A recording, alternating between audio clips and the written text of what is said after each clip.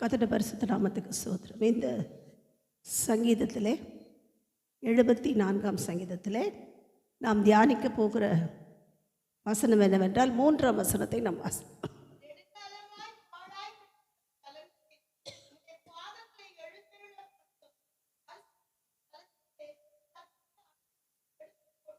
ஆமை நெடுங்காலமாய் பாழாய் கிடக்கிற ஸ்தலங்களிலே அப்படின்னு வாசிக்கிறோம். இங்கே ஆசாபின் சங்கீதம் என்று இந்த சங்கீதத்தை பார்க்கிறோம். கர்த்தருடைய பரிசுத்த நாமத்துக்கு ஸ்தோத்திரம். அவர் எழுதும்போது எழுதுகிறார், நெடுங்காலமாய் பாழாய் போனதாம். அந்த ஸ்தலங்கள் எல்லாம் எப்படி இருக்கு? ரொம்ப நாளாக பாழா போச்சு சொல்லுவாங்க. பாழா போச்சு அப்படின்னு என்ன அர்த்தம்? கெடுக்கப்பட்டது அல்லது அழிக்கப்பட்டது அல்லது நிர்மூலமாக்கப்பட்டது அப்படிங்கிற வார்த்தைக்கு தான் என்னது பாழா போகிறதுன்னு அர்த்தம். சிலர் சொல்லுவாங்க, உன் ஃப்ரெண்டு கூட சேர்ந்து தான் நீ இப்படி பாழா போகிற, இல்லைன்னா பாழா போகிற உன் ஃப்ரெண்டால் தான் இவ்வளோ பிரச்சனை. என்ன சொல்லுவாங்க? அந்த வேர்டை யூஸ் பண்ணுவாங்க. காரணம் என்ன? பாழாய் போகிறது என்கிறது ஒரு மிக மிக கொடுமையான ஒரு காரியம். நம்ம வேதத்திலையும் அதை குறித்து வேதத்தில் நம்ம வாசிக்கும் போது அநேக இடங்கள் பாழாய் போனதை வாசிக்கிறோம். ஆபிரகாமின் நாட்களிலிருந்து அநேக இடங்கள் பாழாய் போனது. ஆபிரகாம் கொடுத்த வாக்குத்தத்தம் பண்ணப்பட்ட பூமி, பாலும் தேனும் ஓடுகிற தேசம் 400 வருஷங்கள் பாழாய் போனது. யாரும் போய் எடுக்க முடியல, எல்லாம் பாழா போச்சு. யோசேப்பின் நாட்கள் வரைக்கும் என்ன செய்தது? பாழாய் கிடந்தது. மோசே திரும்ப வந்து எடுப்பித்து அதை சரிப்படுத்துகிற வரைக்கும் அது யோசுவாவின் நாட்கள் வரைக்கும் பாழாய் கிடந்தது. காரணம் என்ன? இந்த ஆபிரகாமின் நாட்களிலே இந்த தேசம் பாழாய் போக காரணம் என்ன? அங்கு இருந்ததான சுற்றிலும் இருந்ததான புறஜாதிகளுடைய மார்க்கங்களை இஸ்ரவேல் ஜனங்கள் கற்றுக்கொண்டார்கள். அதுதான் பாழா போச்சு. நிறைய நேரம் நம்ம யோசிக்கிறோம், நமக்கு நல்லது தானே, ஏன் இது பாழா போச்சு? நல்லா தானே செஞ்சோம் சொல்லுவாங்க. அதிர்ஷ்டம் நல்லா தானே பாக எடுத்தோம், நல்லா தானே எல்லாம் பண்ணோம், ஆனால் என்ன பண்ணிடுச்சு? இப்படி வரல, அப்படியே திரிஞ்சு போதே, பாழா போச்சு. பக்குவம் சரியில்லாவிட்டால் பாழாய் போகுது. உணவாக இருந்தாலும் சரி, அது வாழ்க்கையாக இருந்தாலும் சரி. எங்கேயோ பிரச்சனை, எங்கேயோ புறஜாதிகளுடைய மார்க்கம், புறஜாதிகளுடைய காரியங்கள், கொஞ்சம் கொஞ்சம் அவங்க செய்கிறதையும் நம்ம ஃபாலோ பண்ணால் என்ன தப்பா? இல்லையே. கர்த்தருடைய பரிசுத்த நாமத்துக்கு ஸ்தோத்திரம். நீங்கள் நிறைய பேர் சொல்கிறது தான், ஏங்க அவங்க வாஸ்து பார்க்குறாங்க, நம்ம வாஸ்து பார்த்தா தப்பா? ஒரு ஊழியக்காரர் சொல்கிறாரு, வாஸ்து பார்க்குறதுக்கே அவர் வச்சுருக்காராம். வாஸ்து பார்த்து நான் கட்டித்தரேன் அப்படின்னு ஒரு ஊழியக்காரர் வாஸ்து பார்க்குறவர் இருக்கிறார். வீடு கட்டுறோன்னா என்ன பண்ணுவாங்களாம்? அது உங்களுக்கெல்லாம் தெரியுமான்னு தெரியல.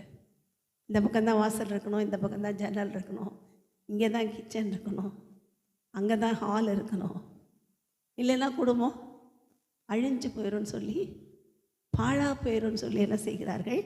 பாழாய் போன காரியங்களை கிறிஸ்தவத்துக்குள்ளேயும் புகுத்துகிறார்கள். சபை கூட வாஸ்து பார்த்து கட்டுறதா கேள்விப்பட்டேன். கர்த்தருடைய பரிசுத்த நாமம். இந்த வாஸ்துங்கிற வார்த்தையே ஆதியிலெல்லாம் இல்லை, அது எந்த மார்க்கத்துலேயும் இல்லை. இந்த மார்க்கமாக இருக்கலாம், புறஜாதிகளோட மார்க்கமாக இருக்கலாம், எந்த மார்க்கத்துலேயும் அது இல்லை. அது எப்போ வந்துச்சுன்னா, இவங்க பணம் சம்பாதிக்கிறதுக்கு ஒவ்வொரு வழியாக கண்டுபிடிச்சாங்க. அந்த வழியில் ஒன்று தான் வாஸ்து பார்க்குறது. ஜோசியக்காரனுக்கும் ஜாதகம் பார்க்குறவங்களுக்கும் பணம் சம்பாதிக்கணுன்னா என்ன பண்ணலாம்? ஏதோ ஒரு புது கதையோடு கதை விட்டு என்ன பண்ணுவாங்க? வாஸ்து செக் பண்ணிக்கோங்க.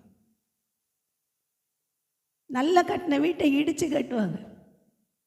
ஒருத்தர் சொல்கிறாரு, ஒரு பட்டிமன்றத்தில் பேசுகிறவர், அவர் சொல்கிறாரு, அவங்க வீட்டில் படிக்கட்டை என்ன பண்ணிட்டாங்களாம்? 4 படி வச்சுட்டாங்களாம். ஒரு என்னது அது ஒத்தப்படையில் தான் படி வைக்கணும், 4 படி வச்சதுனால இது உருப்படாது. 1, 2, 4ஆவதில் கால் வைக்க முடியாது, 3ல் தான் கால் வைக்கணும். நீங்கள் 4ஆவதில் வச்சிங்கன்னா உருப்படாது. இவர் இதுக்காக தாண்டி போவாராம், பயந்து. கர்த்தருடைய பரிசுத்த நாமத்துக்கு ஸ்தோத்திரம். அதனால் படிக்கட்டை இடித்து கட்டுங்க திரும்ப. கிச்சனில் இந்த மூலையில் இது இருக்கக்கூடாது, இதை இடித்து கட்டுங்க என்று சொல்லுகிற பணம் சம்பாதிக்கிறதற்காக அநேக பயமுறுத்தல்களை ஜனங்களுக்குள்ளே கொண்டு வந்தவர்கள் தான் விக்கிரகங்களை சொல்லிக்கொண்டு பொய்யாய் தெய்வ பயத்தை உண்டு பண்ணுகிறேன் என்று சொல்லி எதையோ பயமாய் காண்பிக்கிற ஒரு கூட்டம். அதனால தான் பவுல் தைரியமாய் குறி சொல்லுகிற ஸ்திரீயினுடைய உள்ளிருந்த ஆவியை விரட்டின உடனே அங்கே இருந்த கூட்டம்லாம் பவுலுக்கு விரோதமாக கூடிடுச்சு. இவன் நம்ம வருமானத்தை, அவங்க என்ன சொன்னாங்க, அப்போஸ்தலர் நடவடிக்கைகளை வீட்டில் போய் படிச்சுக்கோங்க, நமக்கு வருமானம் இல்லாமல் போக பண்ணிட்டான். ஆதாய தொழில், என்ன தொழில் அது? அதுதான் எனக்கு வருமானம். என் வருமானம் ஜோசியக்காரன் சொல்கிறான், நான் சொல்ல. பைபிளில் இருக்க அந்த காலத்தில் இருந்த ஜோசியக்காரங்க சொல்கிறாங்க, என் வருமான தொழில், ஆதாய தொழில், எனக்கு இதுதான் பேசிக். இது அற்று போக பண்ணி நான் சொல்லி தான் பவுலை என்ன செய்தார்கள், சிறைச்சாலையில் கொண்டு போய் போட வைத்தார்கள். கர்த்தருடைய பரிசுத்த நாமத்துக்கு ஸ்தோத்திரம். இப்போ இன்னைக்கு என்னது எல்லாம் சாமிங்கிறது ஆதாய தொழிலாய் மாறி போனது. ஒரு கட்சிக்கு வேணுமா அந்த கட்சி ஆதாய தொழில், உடனே இங்கே எல்லாம் பண்ணு, இது வரைக்கும் இல்லாத அளவுக்கு எல்லாம் கடையெல்லாம் போட்டு எங்களுக்கு நைட்டும் பகலும் தலை வலிக்க ஆரம்பிச்சிருச்சு. கர்த்தருடைய பரிசுத்த ஃபுல் மைக் சவுண்டு, ஃபுல்லாக மாந்திரம் சொல்கிறேன், தவளைகள் ஓதுகிறது போல கத்தி கத்தி இரவும் பகலும் காலையில் 4 மணியிலிருந்து இது வரைக்கும் இல்லாத அளவுக்கு. அதையும் தப்பு தப்பாக வேற சொல்கிறாங்க. கர்த்தருடைய பரிசுத்த நாமத்துக்கு ஸ்தோத்திரம். இப்படி அப்படிப்பட்ட உலகத்தின் காரியங்கள் இன்னைக்கு வந்துடுச்சு. ஆதாய தொழில் இதெல்லாம். அங்கே கோயில் போட்டோன்னா நிறைய கடைங்க நிறைய வந்துடுச்சு. இது வரைக்கும் பார்க்கல இந்த கடைக்காரங்க எங்கெல்லாம் இருந்தாங்க. பொம்மை, செப்பு, கூடை என்னென்னமோ விற்றுட்டு இருந்தாங்க. ராட்டினம் வந்துடுச்சு. ஒரு பக்கம் இது நம்ம ஊரான்னு தெரில, எங்களுக்கு தான் டென்ஷன். கார் எடுத்துகிட்டு வெளியே போக முடியல, எந்த பக்கம் போனாலும் க்ளோஸ் பண்ணி வச்சுருக்கோம். கர்த்தருடைய பரிசுத்த நாமத்துக்கு ஸ்தோத்திரம். ஒரு அவசரமாக போக முடியல, இந்த டைம்குள்ளே அங்கே போய் இவ்வளோ கூப்பிட போட்டால் நாங்கள் லேட்டாக தான் போனோம். டீச்சரே ஃபோன் பண்ணிட்டாங்க, என்ன எக்ஸாம் முடிஞ்சு இவ்வளோ நேரம் ஆச்சு. கர்த்தருடைய பரிசுத்த நாமத்துக்கு ஸ்தோத்திரம். இந்த ஆதாய தொழில் என்ன செய்கிறது, அநேகரை தூண்டி விடுகிறதுனாலே ஜனக்கூட்டத்தை எதையோ பின்பற்று, நீ எதனா போய் கும்பிடு, எதனா பண்ணு, எனக்கு வியாபாரம் ஆனால் சரிதான், எனக்கு வருமானம் வந்தால் சரிதான். கர்த்தருடைய பரிசுத்த நாமத்துக்கு ஸ்தோத்திரம். இப்படி ஓடினதுனாலே தான் அந்த நாளிலே பாழாய் போனது. இந்த நாளிலும் சபைகள் என்ன செய்கிறது, பாழாகி கொண்டிருக்கிறது. கர்த்தருடைய பரிசுத்த நாமத்துக்கு ஸ்தோத்திரம். ஆபிரகாமின் நாட்களிலே அந்நிய காரியங்களையும் அந்நிய கோட்பாடுகளையும் பின்பற்றினால பாழா போனாங்க. கானானுக்கு வந்துட்டாங்க, தேவன் செய்த அற்புதத்தை எல்லாம் பார்த்துட்டாங்க. செங்கடலை பிளந்து வந்தாங்க, யோர்தான் பிளக்கப்பட்டது. இப்போ எல்லாம் உள்ளே வந்துட்டாங்க. இப்போயாவது ஒழுங்காக இருக்கணும்ல, இப்போயாவது இவ்வளோ பெரிய தேவன் நம்ம தேவன் அப்படின்னு அமைதியாக இருந்திருக்கணும்ல. நியாயாதிபதிகளின் புஸ்தகத்தில் வாசிக்கிறோம். நியாயாதிபதிகளின் புஸ்தகம் 5ஆம் அதிகாரம் 3ஆம் வசனத்தில் வாசிக்கிறோம். என்ன வாசிங்க சிஸ்டர்?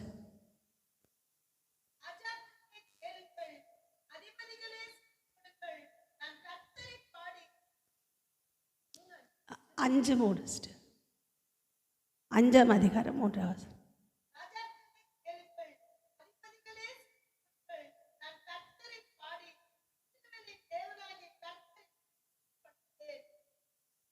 டெபோரால் சொல்கிறத வாசிங்க சிஸ்டர்.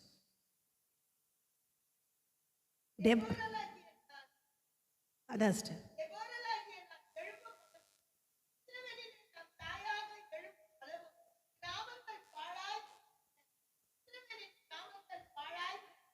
ஆமென். நான் தாயாக எழும்பும் பழவும் என்ன செய்தது, இஸ்ரவேல் பாழாய் போனது. அதன் கிராமங்கள் எல்லாம் பாழா போயிடுச்சான். நல்ல ரட்சிப்பை பார்த்துட்டாங்க, நல்ல ஆசீர்வாதத்தை பார்த்துட்டாங்க, அதிசயங்களை பார்த்துட்டாங்க, அற்புதங்களை பார்த்துட்டாங்க. ஆண்டவர் சொன்னபடி நல்ல பாலும் தேனும் ஓடுற தேசத்துக்கு வந்துட்டாங்க. நல்ல சுபிக்ஷமாக இருக்கு. இப்போயாவது ஒழுங்காக இருக்கணும்ல. இப்பயும் ஒருத்தர் தேவைப்படுறாங்க, ஒரு நியாயாதிபதி தேவை. அவங்க சொல்கிறாங்க, நான் தாயாக எழும் அளவும் பாழா போயிடுச்சு. ஏன் பாழா போச்சு? அதிலே வாசிச்சோன்னா தெரியும். நூதன தேவர்களை தெரிந்து, நூதன தேவர்கள்னா என்னது?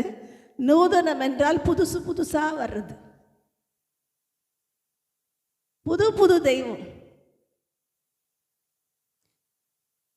கர்த்தரை தெய்வமாக கொண்ட ஜனம் பாக்கியம் உள்ளவர்கள் என்று அறிந்தும் இவங்க என்ன செஞ்சாங்க? நூதன தெய்வங்களை ஏற்படுத்தி கொண்டார்களாம். இன்னைக்கு நீங்கள் நம்ம எல்லாம் செய்யறதில்ல. நான் இந்த வாஸ்து ஜோஷி அதெல்லாம் பார்க்கறதில்ல, நூதன தெய்வங்களை எல்லாம் வணங்குகிறது இல்லை. ஆனால் அநேக சபைகளுக்கு போகிறவர்களுக்கு இது என்னது? சாத்தியமாய் மாறி போகிறது. நூதன தெய்வங்கள். அந்த ஊழியக்காரர் தாங்க எங்களுக்கு கடவுள்.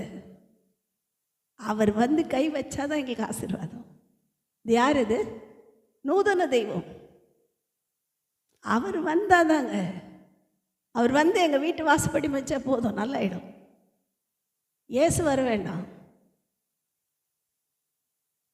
எல்லாவற்றையும் படைத்து நமக்கு அதிசயம் செய்கிற இயேசு வேண்டாம். யார் வேணும்? அந்த ஊழியக்காரர் வந்தா. இது யார்? இது நூதன தெய்வம். இந்த நூதன தெய்வம் பணம். இப்போ இருக்கிற அநேகருக்கு அவர்கள் தேவன் வயிறு.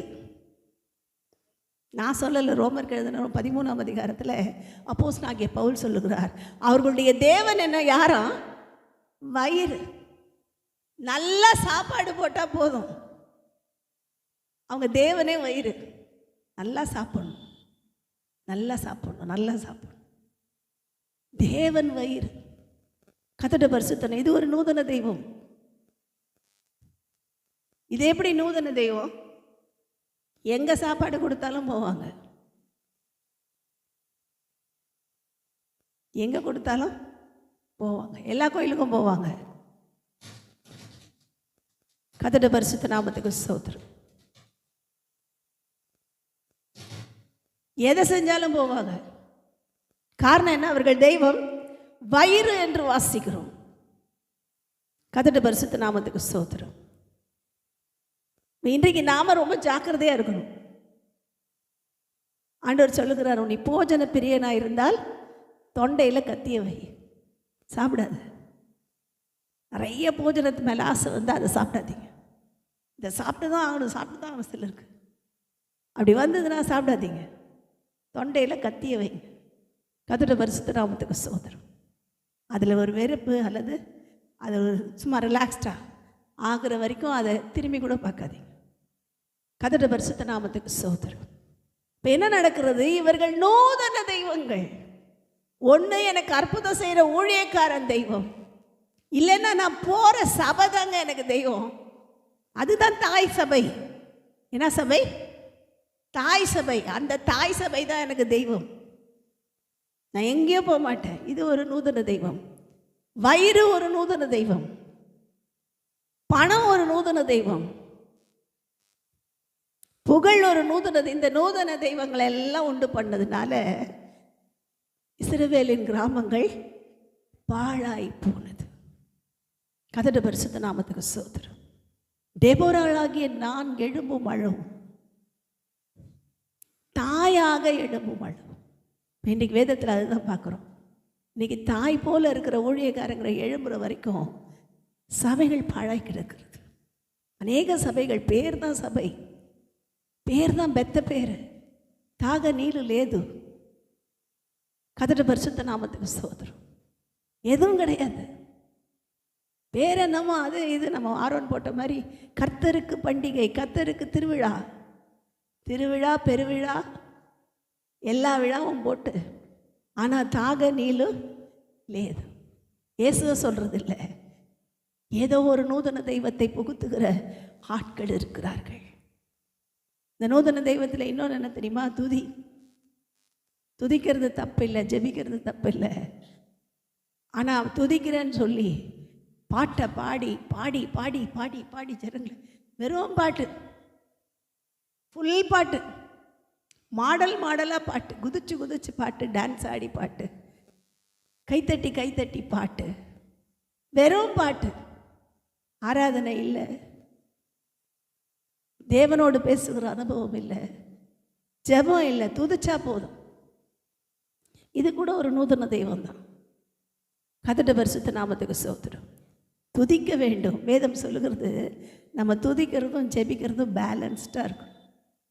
எவ்வளவு துதிக்கிறோமோ அவ்வளவு ஜெபிக்க வேண்டும், எவ்வளவு ஜெபிக்கிறோமோ அவ்வளவு வேதம் வாசிக்க வேண்டும்.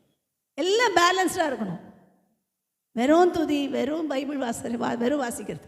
சிலர் அப்படியே Bible study Bible study Bible study Bible study, பைபிளில் ஸ்காலராக இருப்பாங்க, பொய் உபதேசம் வந்தால் விழுந்து போயிடுவாங்க. காரணம் என்ன? ஆவி இல்லை, ஜெபம் இல்லை, பரிசுத்த ஆவியானுடைய வழி நடத்துதல் இல்லை, விழுந்து போயிடுவாங்க.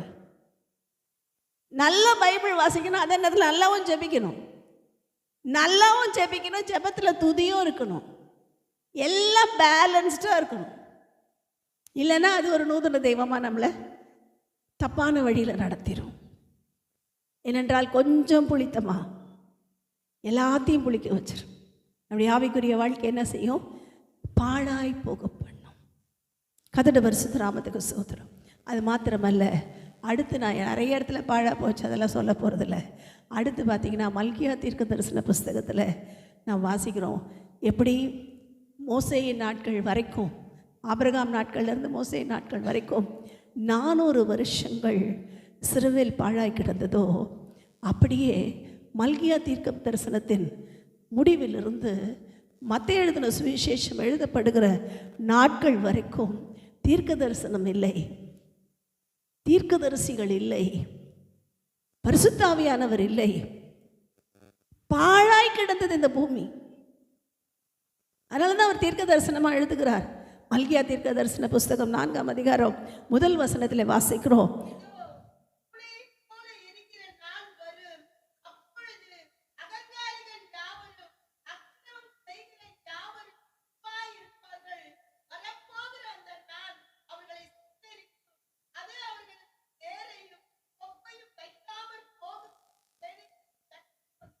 அடுத்த வசனம் வாசிங்க சிஸ்டர்.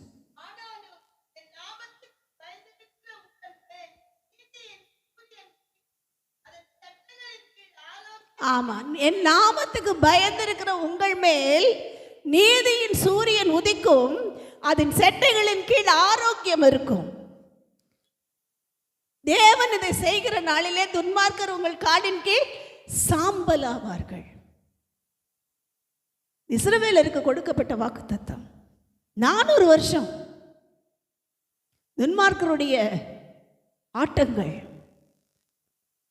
ஆன்டியோகஸ் எபிஃபானஸ் என்று சொல்லப்படுகிறதான அந்தி கிறிஸ்துவின் ஆவியினால் இஸ்ரவேல் ஜனங்கள் கொடுமைப்படுத்தப்பட்டார்கள், அழிக்கப்பட்டார்கள், தேவாலயத்தை நிர்மூலம் பண்ணினார்கள், தேவாலயத்தில் விக்கிரகத்தை கொண்டு வந்து வைத்தார்கள். தேவாலயத்துக்குள்ளே வந்துருச்சு விக்கிரகம். கர்த்தருடைய பரிசுத்த நாமத்துக்கு ஸ்தோத்திரம். அப்போ தான் புரியுது அவங்களுக்கு, ஐயோ இவன் ரட்சகன் இல்லை, இவன் ஏமாற்றி வந்துட்டான். அவனுக்கு பேர் என்னன்னா அந்தி கிறிஸ்து இல்லை, அவன் அந்தி கிறிஸ்துவுக்கு முன்னடையாளமானவன். கர்த்தருடைய பரிசுத்த நாமத்துக்கு ஸ்தோத்திரம். இந்த ஆன்டியோகஸ் எபிஃபானஸ் என்கிற ராஜா ஒரு பைத்தியக்கார மாதிரி இருப்பானாம். வந்து இஸ்ரவேல் ஜனத்தை சிறுமைப்படுத்தினான், அழித்தான்.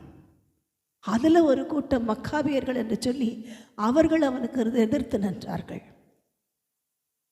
அந்த கூட்டத்துக்கு அப்புறம்தான் 400 வருஷத்தின் முடிவிலே திரும்ப இஸ்ரவேல் தேசத்தில் என்ன செய்யப்பட்டது? தேவாலயம் எடுப்பித்து ஏரோதின் நாட்களிலே கட்டப்பட்டது என்று சரித்திரம் சொல்லுகிறது. கத்துட்டு அது வரைக்கும் எல்லாம் பாழாய் கிடக்குது, தேவாலயமே பாழாய் கிடக்குது, எங்கேயும் போகிறதுக்கு வழி இல்லை. இஸ்ரவேல் எருசலேம் எல்லாம் பாழாக கிடக்குது. இந்த பாழாய் கிடந்ததை எடுப்பித்து கட்டனா நம்ம இயேசு இந்த பூமியிலே வந்து அவதரித்தார். கர்த்தருடைய பரிசுத்த நாமத்துக்கு ஸ்தோத்திரம்.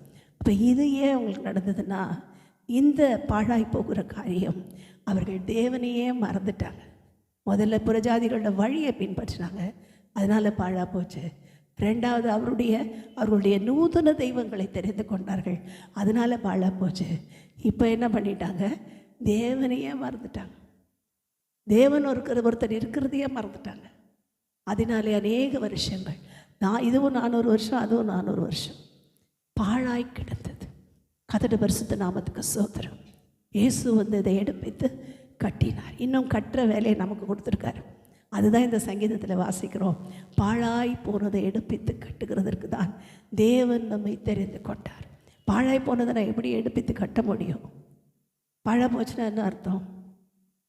ஒரு வீடு பாழாக கிடக்குதுன்னா உள்ளே ஃபுல்லாக ஒட்டடையாக இருக்கும்.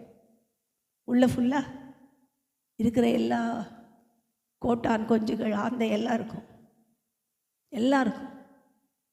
அதனால தான் வாசிக்கிறோம். ஏசாயா தீர்க்க தரிசன புஸ்தகத்தில் வாசிக்கிறோம். என்ன செய்கிறேன்? நான் வனாந்திரத்தில் வழியையும் அவாந்திர வெளியில் ஆறுகளை உண்டாக்குகிறதுனால் என்னை கனம் பண்ணும். இவர்களை எனக்கு என்று ஏற்படுத்தினேன். இவர்கள் என் துதியை சொல்லி வருவார்கள். நான் அவர்களை வாசிங்க சிஸ்டர்.